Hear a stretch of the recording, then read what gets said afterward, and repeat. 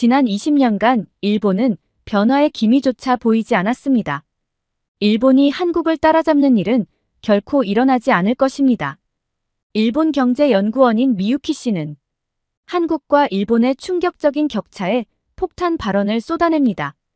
그녀의 발언에 회의실에 있던 동료 연구원들 뿐만 아니라 연구센터의 총 책임자까지도 굳은 표정을 지었고 회의실 분위기는 마치 살얼음판을 걷는 듯 긴장감이 감도는데요. 도대체 미유키 씨는 한국의 어떤 면을 보고 자국민 앞에서 일본을 이토록 신랄하게 비판을 했을까요? 지금 그 사연을 시작합니다. 잠깐 영상 시청 전 좋아요를 눌러주시면 감사하겠습니다. 안녕하세요. 저는 일본인 사와다 미유키라고 합니다. 저는 일본 도쿄대학교 부속연구소에서 경제지표를 연구하고 있어요. 저는 지극히 평범한 유년 시절을 거쳐 대학에 입학하고 졸업한 일본의 평범한 30대 여성이었습니다. 적어도 제가 한국에 다녀오기 전까지는 말이에요. 정말 우연한 기회로 한국에 파견을 다녀왔는데 그 이유 하나 때문에 일본에서의 제 인생은 최대 위기입니다. 몇몇 분들은 한국 다녀왔다고 무슨 인생이 송두리째 바뀌냐고 의아해 하실 텐데요. 사실 저도 저에게 있어서 이런 변화가 생길 것이라고는 상상도 못했어요. 한국에 다녀오고 나서 저도 몰랐던 일본에서의 삶을 비관하기 시작한 것 같습니다. 한국에서는 이걸 화병이라고 표현하던데 제 마음속에 어디서부터 끓어오르는 것인지 모르겠는 분노와 무기력함이 생기기 시작했거든요. 부모님은 한국이나 일본이나 다 사람 사는 곳이고 같은 아시아의 비슷한 환경에 심지어 일본이 더 경제대국이고 잘 사는 나라인데 고작 한국 좀 다녀왔다고 왜 그런 마음을 가지는지 모르겠다며 이해를 못하시지만 저는 그렇게 생각하지 않아요. 인간이라면 더 나은 삶을 살고 싶어 하는 것이 본능이잖아요. 그런데 지금 일본의 현실은 제가 아무리 노력해봤자 희망이 없는 상황입니다. 더 나은 삶을 살 수 없을 것 같고 시간이 지날수록 점점 더 가난해질 것 같다는 생각밖에 들지 않아요. 이건 사실 일본의 대부분의 청년들이 저와 같은 마음을 가지고 있을 수도 있다고 생각합니다. 직업이 있고 없고를 떠나서 일본에서의 제 미래를 그려본다면 그저 암울하기만 해요. 지금 일본은 잃어버린 30년이 40년, 50년이 될 수도 있는 상황입니다. 2024년도 초에 영국에서 발표한 조사 결과에 따르면 도쿄가 세계에서 저렴한 여행지로 뽑혔더라고요. 이 말은 곧 일본이 더 이상 선진국이 아닌 후진국 수준으로 거론된다는 소리예요. 네, 물론 일본은 슈퍼엔저 때문에 많은 관광객으로부터 인기가 정말 많습니다. 값이 싸고 모든 면에서 편리하고 음식도 맛있으니까요. 그러나 전 세계 관광객은 폭발하지만 일본인들은 웃지 못하고 있어요. 요즘 일본은 오버투어리즘 문제가 불거지고 있어요. 그런데 사실상 전체적인 일본 관광객 숫자만 보면 코로나 전보다는 줄어서 오버투어리즘 현상이라고 보기 어렵지만 일본 특정 도시에만 관광객이 몰려서 문제예요. 이를테면 도쿄, 오사카, 교토, 홋카이도 정도인데 관광객이 얼마나 몰리는지 오사카에서는 외국인 관광객들이 많이 오지 않도록 하는 정책까지 쓸 정도예요. 외국인에 한해서는 입장료를 2배로 올린다든지 말이죠.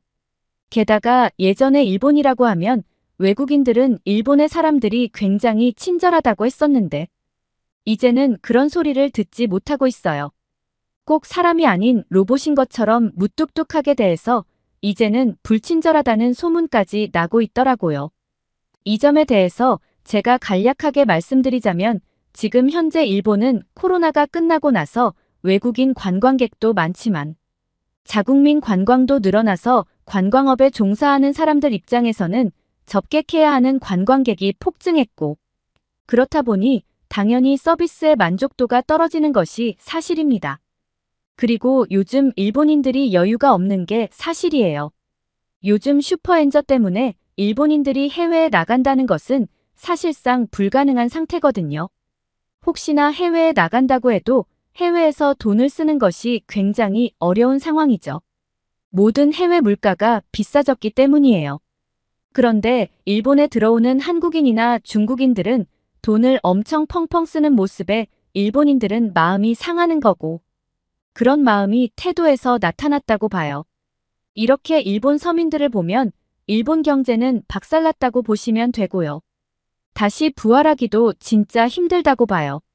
그 원인은 무엇보다 엔저에 있겠죠. 게다가 일본 산업 구조의 문제도 있어요. 요즘 세계 모든 나라가 AI 기술을 앞다퉈 개발하고 상용화하는 때에 일본에는 지금도 장인 정신을 주장하는 사람들이 엄청 많거든요. 네, 장인 정신 옛날에는 좋았죠. 그런데 지금은 시대가 변했잖아요. AI 시대에는 더 이상 장인 정신이 없어도 AI 기술로 완성도 높은 제품을 만들 수 있는 시대가 왔고, 그것을 심지어 대량 생산해낼 수도 있잖아요. 그런데 일본은 이런 세계적인 흐름을 받아들이지 않고 있어요. 정말 답답한 상황입니다. 일본의 대부분 회사들은 아직도 근속연수를 가장 중요하게 생각해서 회사를 다닌 지 오래된 사람들이 최고 지도층으로 올라가는데, 그 지도층들 중에서 AI 기술의 중요성을 깊이 생각하는 사람들도 없고, 젊은 사람들이 변화를 주도하려고 해도 쉽지 않은데요. 그 이유는 중장년층들의 고집을 꺾기 쉽지 않기 때문입니다. 심지어 일본은 정년이 70세까지 연장되어서 이런 고집을 가지고 있는 사람들이 회사를 안 나가요. 그래서 새로운 우수한 인재가 회사에 들어와도 쉽게 바뀌지가 않는 거죠. 게다가 정년이 연장되는 바람에 청년들의 임금이 정말 낮아요. 이를테면 세계적인 기업인 소니에 채용된 신입사원의 첫 임금이 260만 원 정도입니다. 한국의 삼성전자와 임금을 비교했을 때 엄청난 차이가 있죠. 그러다 보니 일본에서 좀 잘났다 하는 청년들은 아예 기업에 취직하려고 하지도 않아요. 프리랜서로 있는 것이 돈을 더 많이 벌거든요.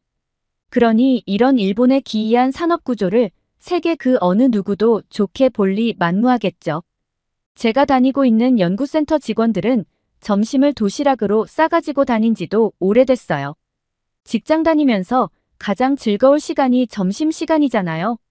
그런데 월급은 제자리인데, 또 물가는 왜 이렇게 올랐는지 점심 메뉴를 저렴한 것으로 먹다 못해 이제는 그마저도 부담스러워서 각자 도시락을 싸오기로 한 거죠.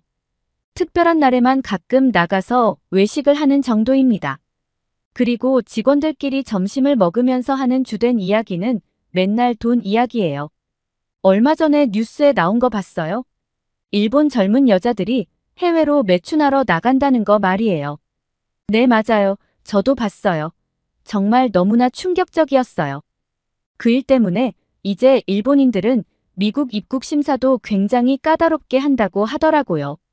그런 이야기를 할 때면 잘 나가던 일본이 어쩌다가 이 지경까지 온 걸까? 라는 생각을 하며 씁쓸하게 점심 식사를 마무리하곤 해요. 그래도 일본 동료들은 제가 한국에 다녀온 걸 굉장히 부러워해요. 일단 한국에서 살아는 봤으니 언제라도 마음이 바뀌면 한국에 정착할 수 있는 것 아니냐면서요. 사실 그 말도 맞긴 한데 저는 일본인이기에 일본에서 사는 게 맞다고 생각하거든요. 그런데 그런 말을 들을 때면 집에 와서 제가 한국 생활할 때 찍었던 사진을 보게 되더라고요. 그때마다 느끼는 게 정말 내가 같은 사람이 맞나 싶을 정도로 한국에선 제 얼굴 표정이 그렇게 밝아요. 외국인이 타지에서 생활할 때가 더 행복해 보인다는 게 정말 슬프지 않나요?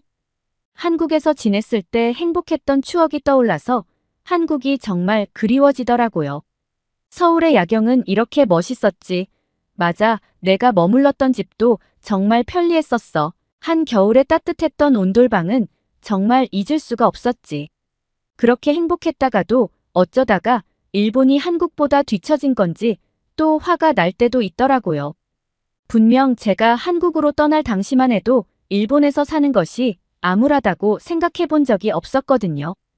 그런데 생각해보니 2년 전 제가 처음 한국 땅을 밟았을 때 진짜 충격을 크게 받았던 기억이 나네요.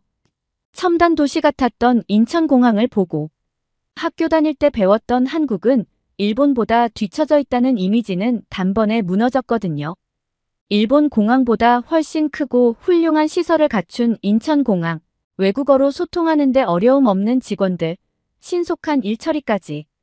저는 어리둥절한 채로 겨우 공항버스를 타고 있었죠.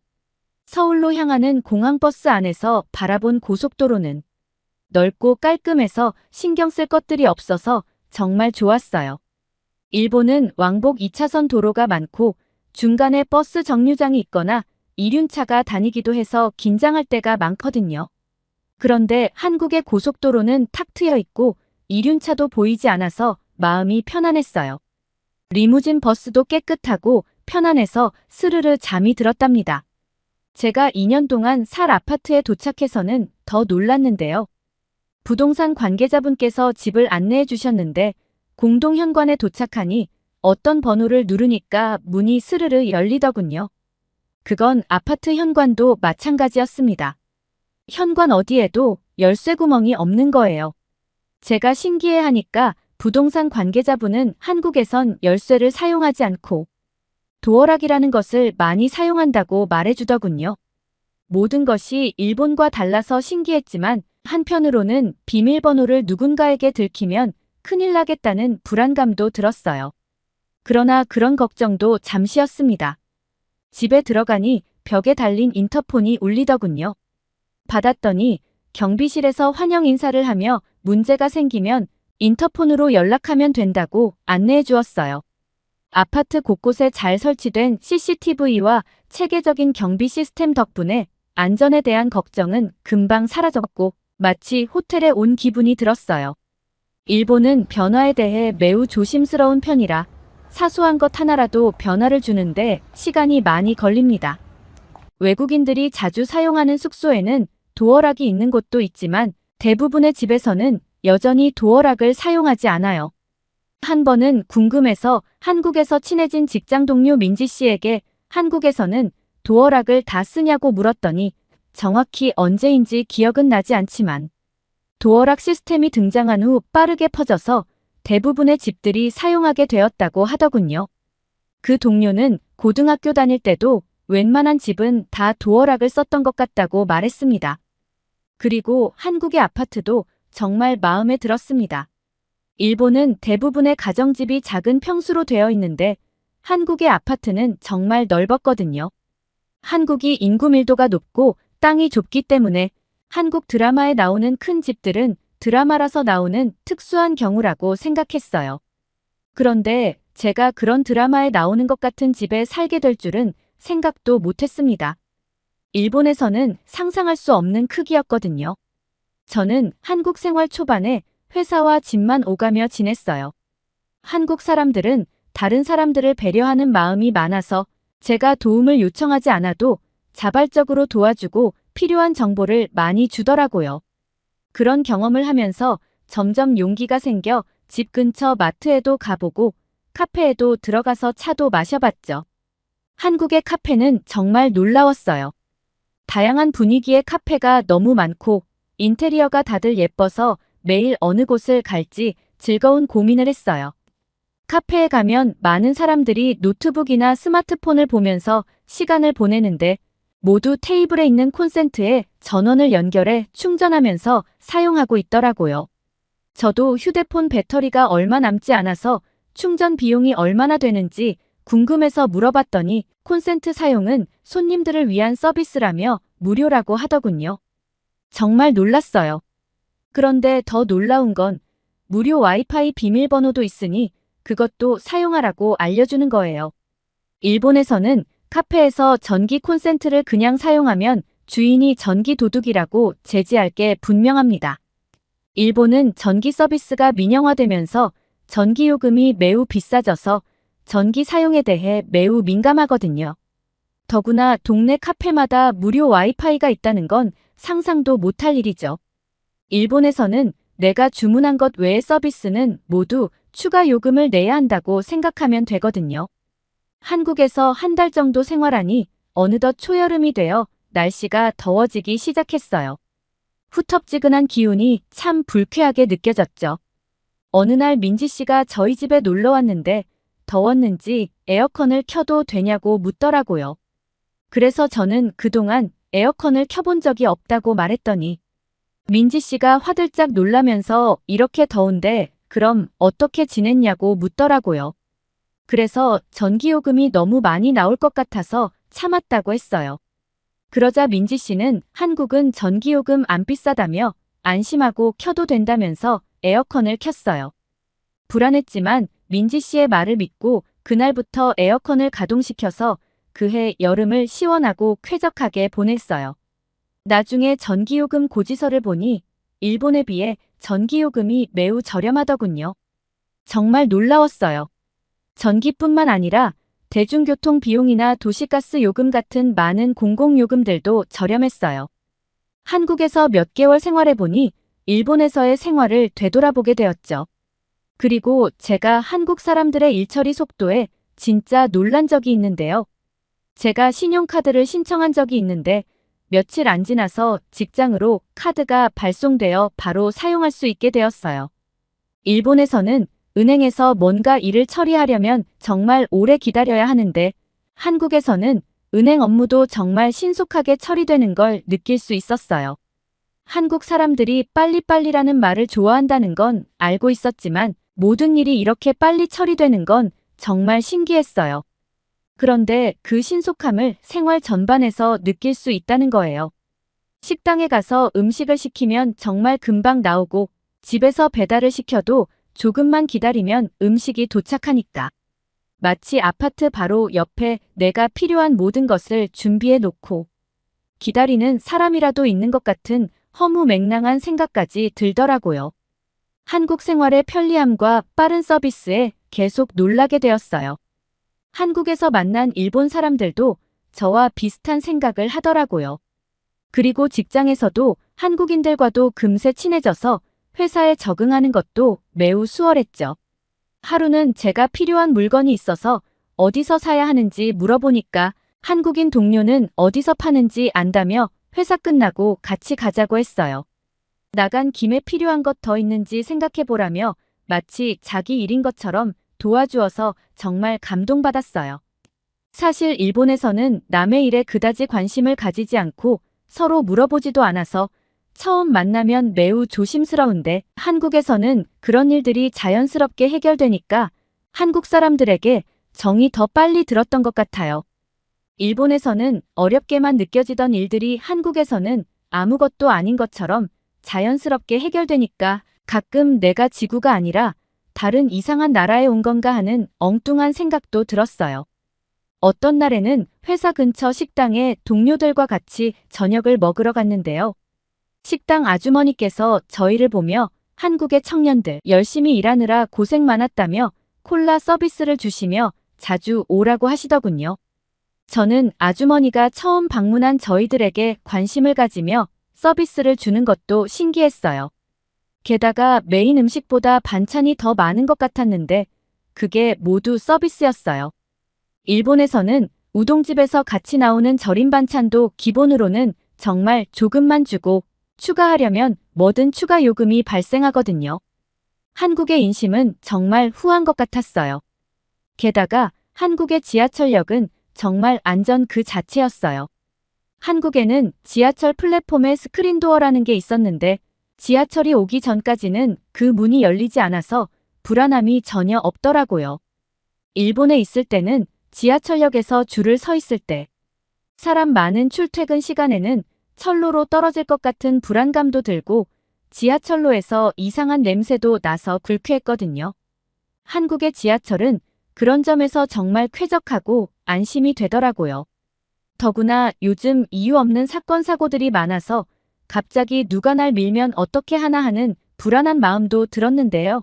스크린도어가 있으니까 정말 안심이 되고 편안한 마음이 들었습니다.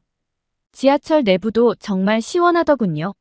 심지어 자기가 원하는 온도에 맞추어서 객실을 골라 탈 수도 있다니 이게 정말 지하철이 맞나 싶었어요. 일본 지하철에서는 쾌적하다는 느낌을 받은 적이 없었는데 한국 지하철은 내부 공기까지 쾌적하다는 생각이 들었죠. 한국은 도대체 어떻게 이렇게 할 수 있는지 의문이 들 정도로 모든 것이 편리하고 경제적이더군요. 한국에 조금씩 적응하다 보니 어느덧 겨울이 되었는데 그때쯤 되니 어느 정도 한국말도 자연스럽게 할 수 있게 되었고, 점점 더 한국 생활이 편안하게 느껴지기 시작했어요. 그리고 그때부터 내가 다시 일본으로 가서 살 수 있을까? 라는 생각을 하곤 했었어요. 특히 겨울의 한국 실내 생활은 정말 환상적이었거든요. 바닥이 따뜻해서 맨발로 집안을 다닐 수 있고 따뜻한 바닥에서 자면 감기도 자연스럽게 사라지더라고요. 일본의 집들은 추워서 발난로, 털신 등 여러 가지 겨울 용품을 준비해야 하는데 한국에서는 그런 게 하나도 필요 없으니 부모님도 겨울엔 한국에 와 계시면 좋겠다는 생각을 했어요. 그렇게 저는 평온하게 한국에서 파견 생활을 하고 제 고향인 일본에 다시 돌아온 겁니다. 사실 일본 복귀 고민을 정말 많이 했어요. 파견을 더 연장할 수도 있었고 원하면 한국에서도 계속 연구원으로서 일할 수 있었거든요. 그런데 그거 다 마다하고 일본으로 다시 돌아온 것은 그래도 저는 일본인이니 일본에서 사는 것이 맞다는 생각과 부모님 때문이었습니다.